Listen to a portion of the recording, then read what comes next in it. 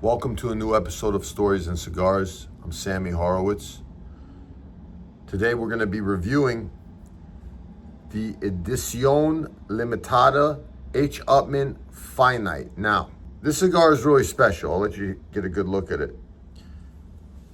It was announced in 2024, but it only was just released earlier this year, which is often the case with Edición Limitadas.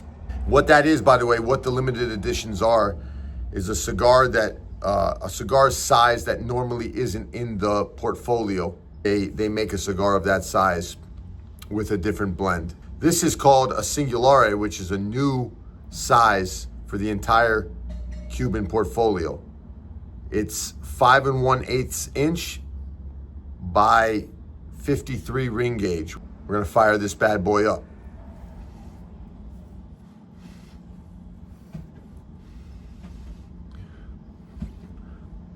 I get nice cookies when I smell this. I smell almost cookies. Really nice tobacco. Toast it up real good. You want to really toast your cigar for 35-45 seconds at least, in my opinion, so that you get an even burn. The whole thing burns evenly. The wrapper, which is attached to the binder, which is wrapped around the filler, all smokes together, all burns nice and evenly to get you a great smoking experience.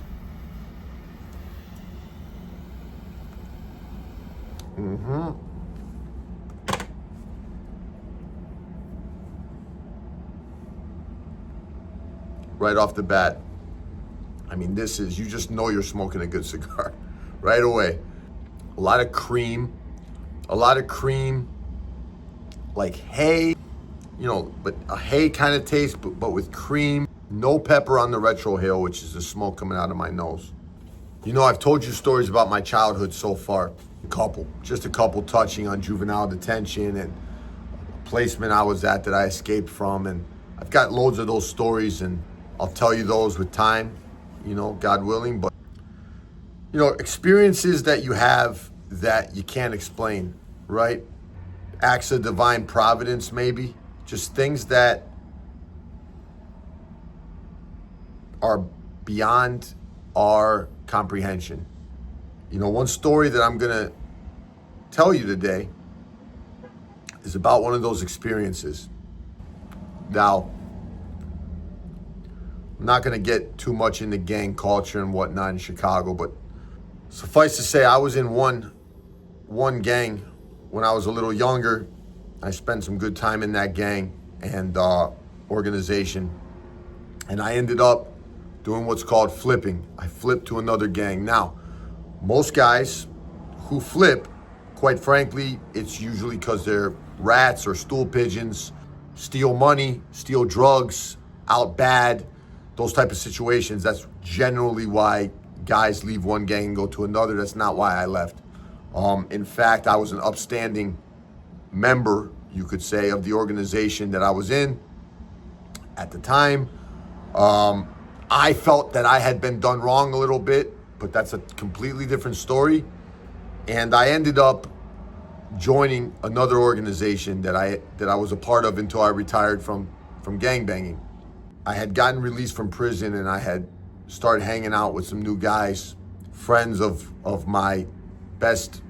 of my best friends at the time, who was taking me around the guys, and I'm hanging out. And eventually I decided to make the switch. I decided to join this other organization. But it was when I had first decided to become a member that I went out on a hit. We used to call it trophy hunting. So what that means is, like hunters, calling like a big 10-point buck, whatever, a trophy. Gang members in Chicago, they look at, high-ranking members of a rival gang. That's a trophy. Now, I think it's important to talk about my mindset back then.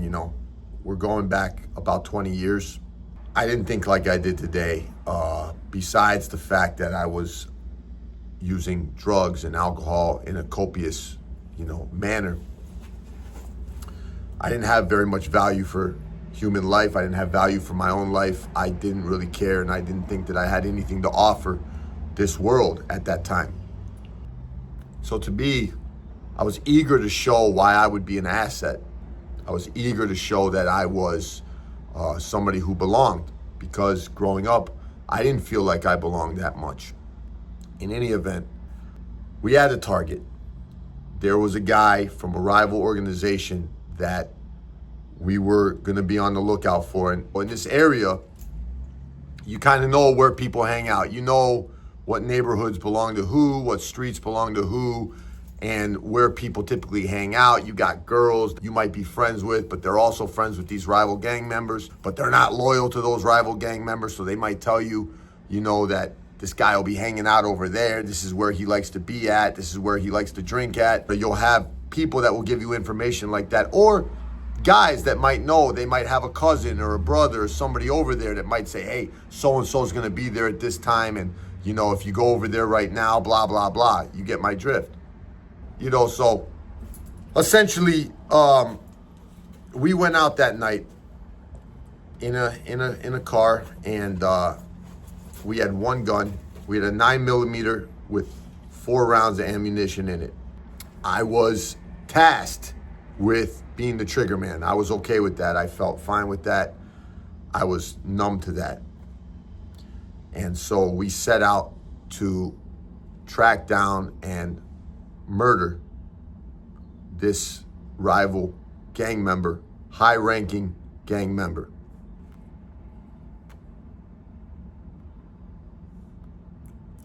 Continuing the first third of this cigar, you know, the cream is just intensifying. It's ultra smooth. It's not like a Padron that I smoked last time, which is a non-Cuban. That was a Nicaraguan cigar. Very, very particular taste. Cubans have a twang. Cubans have a twang that only Cuba tobacco can produce. Nobody else can do it. And this thing is just smooth. You know, it's a smooth operator, and it's creamy, and it's delicious. And I'm just getting, you know, not haze so much as just cream and like maybe light coffee, like cream and light coffee, like a light roast, you know, just enjoyable. So we set out to go do this thing, as I said, and we had some inside information. We knew where this guy was going to be. I'm not going to tell you who told us that information, because it really doesn't matter, but we had it upon, you know, I guess a viable source, that this guy was going to be in a certain neighborhood and on a certain street at a certain time, and we set out to go get this guy. I was in the back seat. I was in the rear passenger seat. There was a guy sitting next to me. There was 2 other people in the car.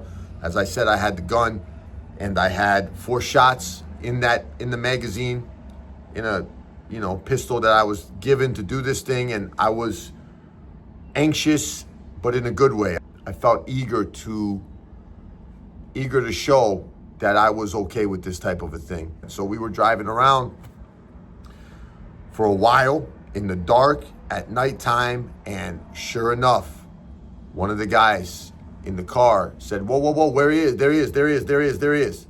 And so as we were driving down the block, there was a car parked on the street in front of a house, and I couldn't really see too well, but the guy in the you know, that recognized him in the car with a female in the car as well. In Chicago, even though female gang members aren't really too much of a thing these days, especially like in the Latin gangs, back in the day, they certainly were. And even then, there still was some girls that were straight representing and straight little gangueras, you know, straight little gangster chicks. But, you know, that mean I had to shoot both of them. And as I said, I don't feel the same way I used to feel. I don't think the same way I used to think. And my conscience is certainly very different than it used to be. My moral compass is very different than it used to be. So when I saw that there was 2 of them in the car, there was 2 of them in the car, and that's all that it was gonna be. There's 2 of them in the car. They both gotta go. So as you can see, the burn on this puppy is not even, and I've had to touch it up a couple times, but the ash is holding. We've got a little over an inch of ash, and it's going into the second third of the cigar. Now, plumes of smoke. This thing is complex. What I mean by complex is I could taste flavors beneath flavors. So for example, you have the cream, that's like the base flavor. You have this cream and a little light coffee. But as I said, when I smelled the cigar, when I smelled the cigar before the cigar was lit, I almost smelled like cookies, is what I said, right? And it's got that kind of like cookies. It's like a cookies and cream. So it's not sweet, but if you could imagine cookies and cream, but not super sweet, that's what the flavor is as we're going into the second third. It's starting to build, and it's really nice. So going back to that time, that all happened in a quick instant when we drove by and we saw that it was him and her in the car, him and this woman in the car. So we drove down the block past them.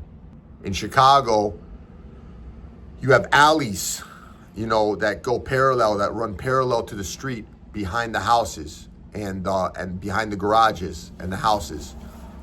And in between the houses, and it runs from the alley to the street, to the sidewalk, are what's called gangways. Gangways are small they're almost like sidewalks, but they're thinner, and they go in between the houses from the alley to the street. A lot of shit happens in gangways. A lot of crime happens in gangways. A lot of shootings happen in gangways. There's been many instances over the years in Chicago where gang members get murdered in a gangway, ironically, no pun intended, because it's a compact area that's secluded, and it's easy to get caught in a gangway. It's also easy to get away and escape through gangways. Running through gangways, police have a hard time chasing you if you run through one gangway into the alley, through a gangway to the next block, cut over. As you can see, that's how people can navigate in the streets. So we drove around the block, and these guys dropped me off at the entrance to the alley. So the idea was, and I had a bandana, right? The idea was I was gonna get out of the alley. I was gonna walk through the alley behind the house that was in front of where this car was parked. So I was gonna go through the gangway, come out the gangway on the other side, which is where that car was parked. I was gonna walk up to the car, and I was gonna put 2 bullets in each individual, and then I was gonna walk away. And that was the idea. Very simple. They're parked out in front of the car. I come through the gangway. It's dark. It's in the middle of the night. There's no light. There's no light in the gangway. It's completely pitch black.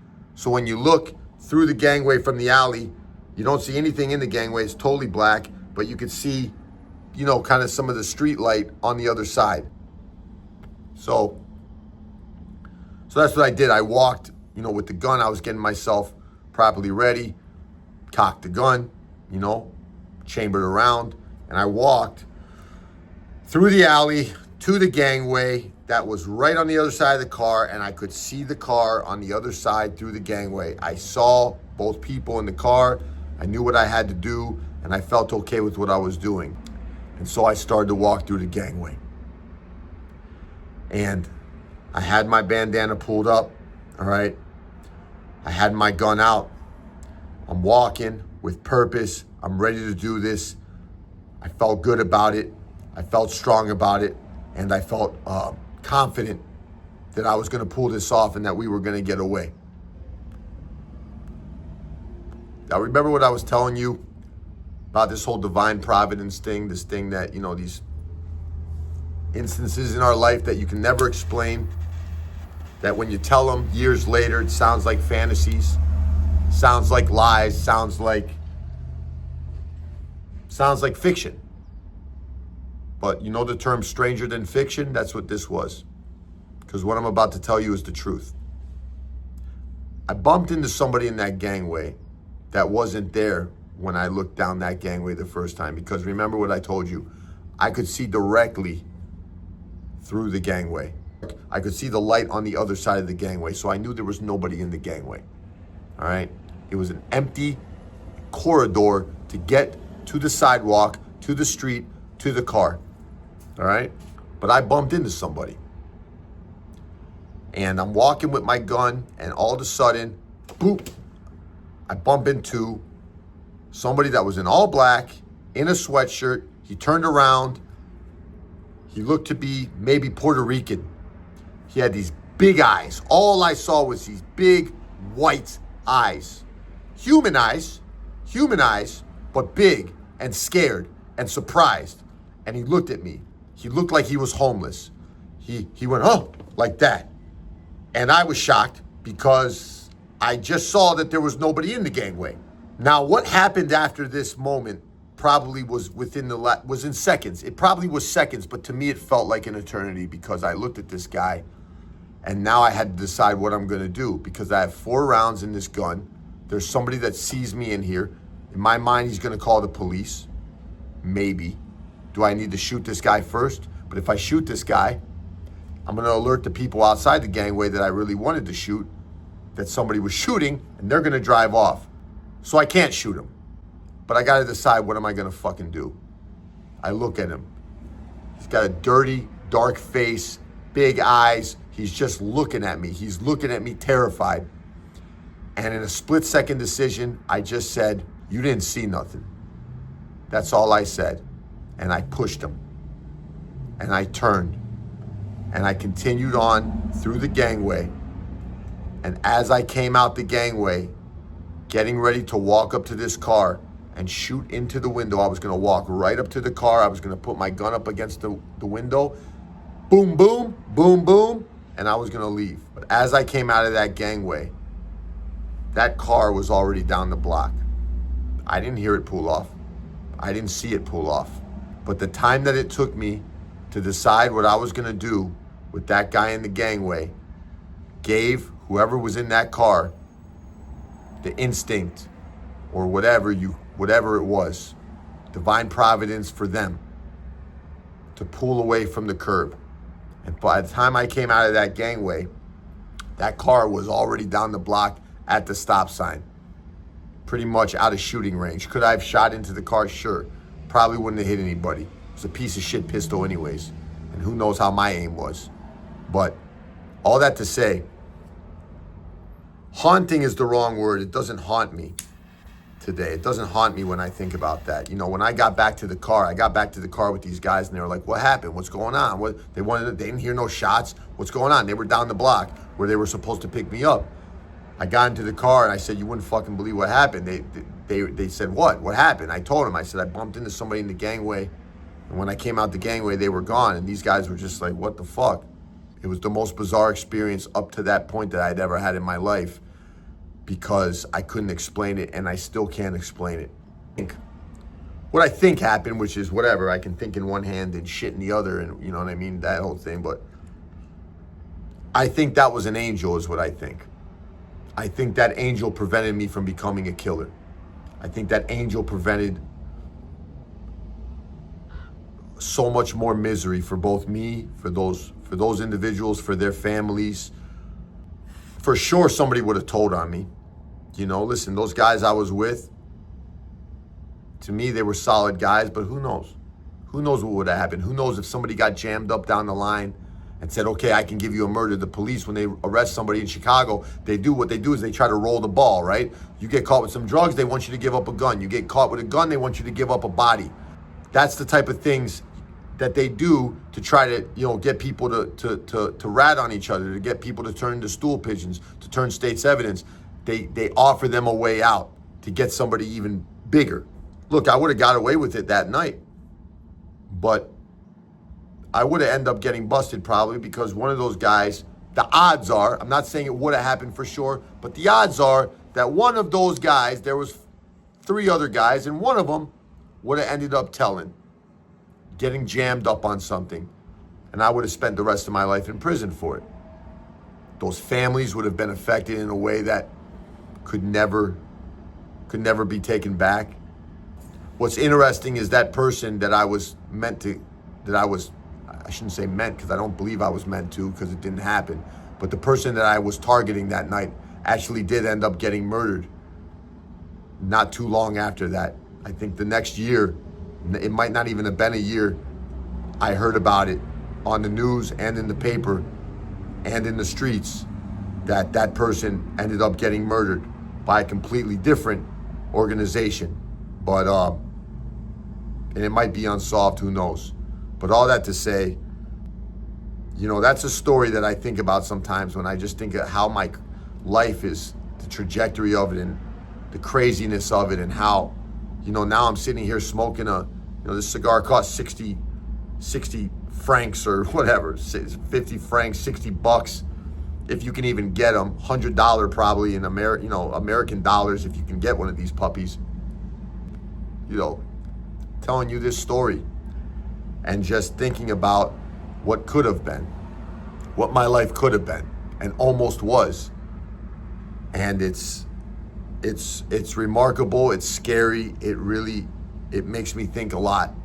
And so I wanted to share that with you. I wanted to tell you that story and tell you about the hit that almost was. And thank God I never ended up doing something like that. And there was another time similar, which I'll tell you about sometime, but my life went into a completely different direction.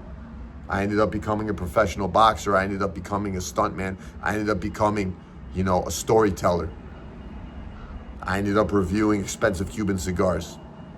Speaking of, this cigar's really heating up. It's opened up, wide open draw.